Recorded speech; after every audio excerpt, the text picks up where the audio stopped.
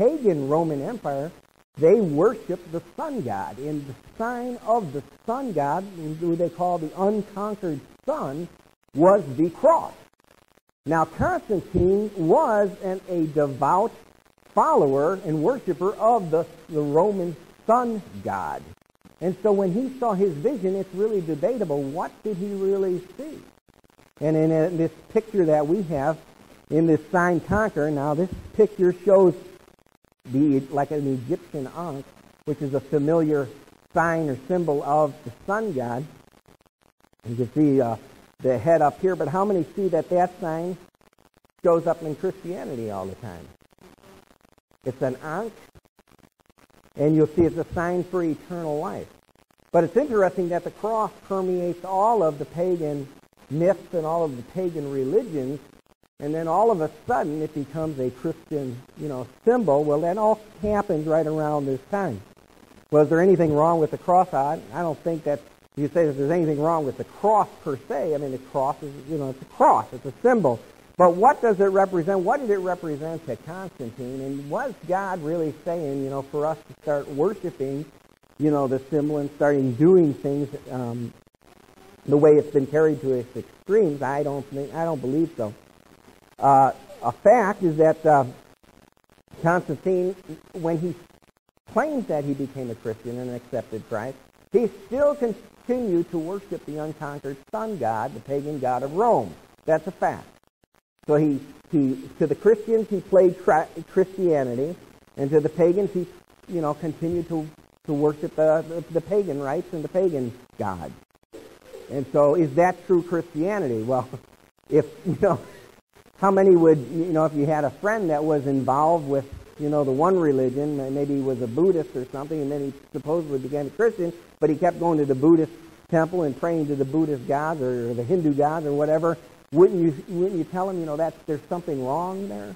There's something wrong with his conversion, because we're supposed to worship Christ and Christ alone, aren't we? So Constantine never divorced himself from that, and he actually worshipped all of the pagan deities of Rome. And it is a fact that Constantine never established Christianity as a state religion. The state religion continued to be the paganism of Rome, even though Constantine saw that he could manipulate. See, the church was growing and growing and growing. And it's almost like Satan said, well, if you can't beat them, join them. No matter, we saw 10 periods of rough persecution, and Satan could not crush out and kill the church.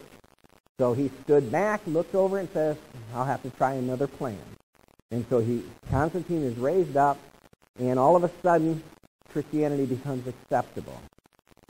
And when this happened, something else happened. All the pagan temples would be refurbished. Constantine would make available money to refurbish the temples, and all of the pagan deities would begin to be given over the years, begin to be given names like Saint this or Saint that, and they would be continued to be worshipped in much of the same customs as they had been even before Christ.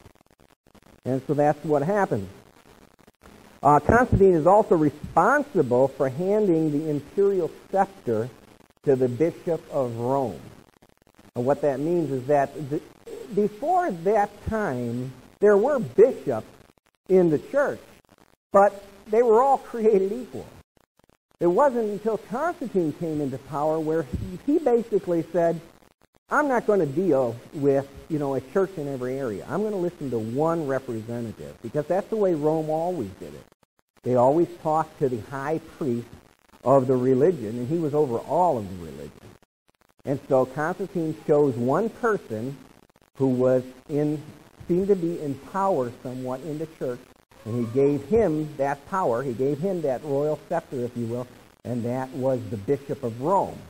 And you can see things beginning to form. And as this horn is going to begin rising up.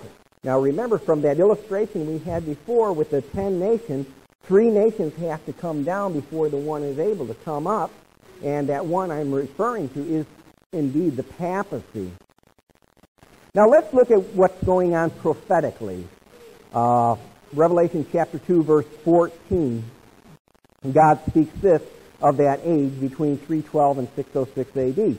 He says, "Behold, but I have a few things against thee," against this church dispensation, "because you have there them that hold the doctrine of Balaam, who taught Balak to cast a stumbling block before the children of Israel, to eat things sacrificed unto idols, and to commit fornication."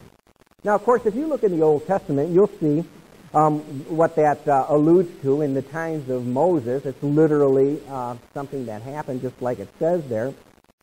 But spiritually, the same thing was going on in the church in this dispensation, because idolatry begins to erupt as a result of this union with the church in the world and the coming of the paganism into the church. See, what happened was, now it became, before, if you were one of the leaders in the church, you could suffer persecution. But now you're patted on the back and you're given money. And so now the pagan priests and whatever, they say, "Hey, this is where everything's going. This is where I'm going to get, some money from the emperor, some recognition. I'm going to get some power." So what are they going to do? They're going to convert and lead the pagan people into the church, which is the church begins to flourish. But through conversion, somewhat begins to cease as they begin to carry in all of their paganism into the church. And so prophetically, we see there in verse 14 that God says, "I have this thing against you, that you tolerate eating things sacrificed to idols and committing fornication." I believe that's spiritual fornication. How many know that any time you bow down to statues and you serve them, that is a spiritual type of fornication? God is a jealous God, it says in the Scriptures, and that's fornication in a spiritual sense. And there's also another thing in verse 15 here about this age. He says, "So hast thou also them that hold the doctrine of the Nicolaitans, which thing I hate." Well, what is that? The doctrine of the Nicolaitans. Well, these Nicolaitans, three things stood out about them. Number one, they had unrestrained indulgence. How many know what indulgence is? In other words, they're uncontrollable lust, right? They do whatever they feel like doing. This is the priesthood I'm talking about. They were indifferent to adultery, and that's literal adultery. And there was an indifference to eating things sacrificed unto idols. Now, this word Nicolaitans is very interesting because it comes from two roots. Now, one was Nico. Nico means to conquer and overthrow. The second part of that word is Laos, and Laos is the people or the laity. So the word Nicolaitans means to conquer or overthrow the laity. Now, what is the laity? The laity is, you have the clergy, and then you have the other people, right? The other people are called the laity. So what you have with that word is overthrow. The period is stamped with this prophetic word, a period where in the church, the leadership would be overthrowing the people or over-conquering over the laity and would begin to rise up and to rule it over them. And that's exactly what we have during this age. Now, the first real pope was Leo the Great, and he came into power in 440 A.D. Now, Catholicism will tell you that there's always been a pope. And, they'll say that there's always been a successor from Peter, but that's their history just isn't true. In fact, what they did is they went backwards and fabricated backwards to the time of Peter to show that there has always been a pope. But your history books will not verify any of what they're saying. But the first legitimate or true pope was in 440 A.D. after Constantine. And his name was Leo the Great, and he has strong alliance with the emperor, and he was entitled the spiritual director and governor of the one universal church. Now, how many have ever seen one of these big, like Webster dictionaries, these great big ones? You know what I'm talking about?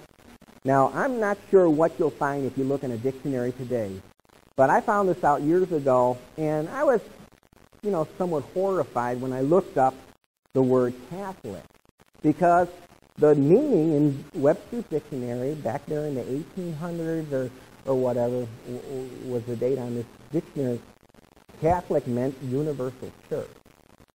Well, what is universal church? That's kind of one size fits all, right? If you had universal shoes, it would mean it would fit everybody's feet. Somehow it would be adjustable, you know. So the name Catholic Church actually means the universal church, the one there's only one. The Pope was considered by the Roman Emperor to be the sole divine interpreter of matters in the Christian church. So that's why the emperor could speak to one person in regards to anything having to do with the church, because he's the one that said upon this person, the Bishop of Rome, he will be the divine interpreter. What he says about the church, that's what's going to be allowed. And so all the church had to do one of two things. They either had to end up submitting to Rome, or they could separate themselves from Rome. And all the way through the church history, again, Rome will not, the Roman Catholic Church won't teach that, but if you'll look at history, you'll see that there was always representation of the Christian church apart from Rome, but Rome continued to expand and to grow and become more and more powerful and militant until they could crush out everyone who opposed them. In 590 A.D., Pope Gregory came into power, and he is said to have merged together the office of the Christian bishop and the emperor into one. Now, of course, we're skipping some things. You'd have to go back in history and fill in some of the gaps there because we don't have time to bring up everything. But what happened at that time is that now the Pope also becomes the emperor. Interesting. First, he's the leader and the sovereign of the church, and now all of a sudden he's the sovereign pontiff, or the sovereign emperor of the western part of the Roman Empire. And during that time also comes into the church the worship of saints. Begins to flood in. Saint this, saint that, saint this, saint that. Images, worship of bowing down and worshiping images and relics and such. All of a sudden they were finding different things. They were saying, this is holy, this is, worship this relic because this is special to Saint Fred or whatever his name was, And the reason they did that was it was all about money, because what would happen is they would establish this one place as holy or this one relic as being has some supernatural value to it, and people would come and pour out their money in pilgrimages and would enrich certain areas. So whenever the Pope wanted to make a certain area in his empire richer, all of a sudden they came up with something that did supernatural powers or something.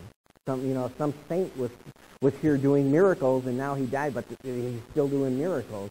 So everybody in the world would come to see it, and they would bring all this money into this town, and it was all about money. And we have a picture here of the Virgin Mary, who at that time is when she was really being encouraged to be worshipped. Now, when we say the Virgin Mary, we don't want to suggest that we're bringing any kind of discredit upon Jesus' natural-born mother. Nothing could be farther from the truth. Mary is said to be a very blessed individual. She was pure. God would not have, pure as pure could be. I mean, she was still sinful because she was part of the human race. And the Bible teaches that there's only one that was without sin. Now, again, the Church of Rome would teach you differently. They say that Mary was also conceived without sin.